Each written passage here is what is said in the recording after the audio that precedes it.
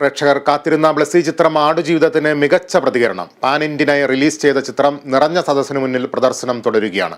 നോവലിലെ വൈകാരികത 10 മടങ്ങ് സിനിമയിലുണ്ടെന്നും ബ്ലസ്സിക്ക് big സല്യൂട്ടെന്നും novel രചയിതാവ് ബെന്യാമിൻ കൊച്ചിയിൽ പറഞ്ഞു. സൗദി അറേബ്യയിലെ മരുഭൂമിയിൽ ജോലിക്കെത്തപ്പെട്ട മലയാളി നജീബിന്റെ കഥ പറയുന്ന പൃഥ്വിരാജ് ചിത്രം ആടുജീവിതത്തിന് മികച്ച പ്രതികരണമാണ് സംസ്ഥാന വ്യാപകമായി ലഭിച്ചത്. പാൻ ഇന്ത്യയായി റിലീസ് ചെയ്ത ചിത്രം ഹൗസ്ഫുള്ളായാണ് പ്രദർശനം തുടരുന്നത്. നോവൽ രചയിതാവ് ബെന്യാമിനും ചിത്രത്തിന്റെ അണിയറ പ്രവർത്തകരും ചിത്രം കാണാൻ എത്തിയിരുന്നു. കഴിഞ്ഞ നീണ്ട 16 വർഷത്തെ കാത്തിരിപ്പും പ്രയത്നവും ഒന്നും തന്നെ വ്യർത്ഥമായിട്ടില്ല എന്ന് തിയേറ്ററിൽ തെളിയിക്കുന്ന ഒരു ചിത്രം കണ്ടിട്ടാണ് ഇറങ്ങി നിൽക്കുന്നത്. പുസ്തകം നിങ്ങൾക്ക് പകർന്നു നൽകുന്ന വികാരം എത്രയാണോ അതിൻ്റെ 10 മടങ്ങ് വികാരത്തോടു കൂടി മാത്രമേ നിങ്ങൾക്ക് ഈ തിയേറ്റർ വിട്ട് പുറത്തു പോകാൻ കഴിയുള്ളൂ. അത്ര മനോഹരമായിട്ടാണ് ബ്ലസ്സി ഇത് ചിത്രീകരിച്ചിരിക്കുന്നത്. കഥാപാത്രങ്ങളായി എത്തിയവർക്കും സംവിധായകന്റെ മികവിനെ കുറിച്ച് 100 നാവ്.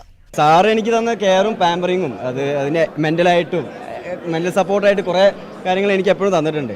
And as A Blessy sir as A film maker നമുക്കറിയാം എപ്പോഴും ടൈറ്റിൽ കാർഡിൽ അവസാനം ഫിലിം ഡയറക്റ്റഡ് ബൈ ബ്ലസ്സി എന്ന് പറയുമ്പോൾ ഒരു നനവോടെ അല്ലാണ്ട് നമുക്ക് തിയേറ്റർ വിട്ട് ഇറങ്ങാൻ പറ്റില്ല. അപ്പോൾ ആ മാജിക് ഒന്നും കൂടി മടങ്ങി വന്നു എന്നാണ് ആ മാജിക് ഒന്നുകൂടി മടങ്ങി വന്നിട്ടുണ്ടാകുമെന്നാണ് ഞാൻ പ്രതീക്ഷിക്കുന്നത്.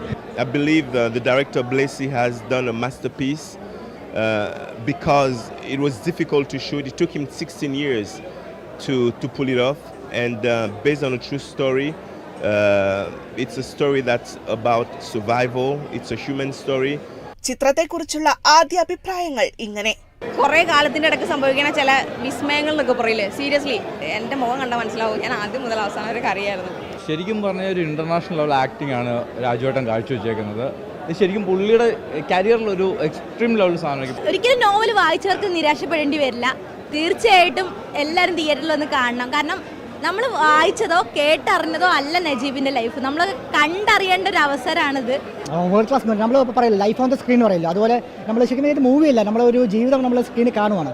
പിന്നെ പറയാൻ പൃഥ്വിരാജിനകത്ത് ജീവിക്കുകയാണ്. തനിക്കുണ്ടായ അതേ അനുഭവമാണ് ആടുജീവിതം സിനിമയിൽ കണ്ടതെന്ന ചിത്രത്തിലെ ജീവിക്കുന്ന കഥാപാത്രം നജീബ് പ്രതികരിച്ചു. പൃഥ്വിരാജിനെ അഭിനയ ജീവിതത്തിൽ മുതൽക്കൂട്ടാക്കുന്ന ചിത്രം സംഗീത സംവിധായകനായി AR റഹ്മാനും സൗണ്ട് റെക്കോർഡിസ്റ്റായി റസൂൽ പൂക്കുട്ടിയും അണിയറ പ്രവർത്തകരായി എത്തിയതിലൂടെയും ലോകശ്രദ്ധ പിടിച്ചുപറ്റിയിരുന്നു.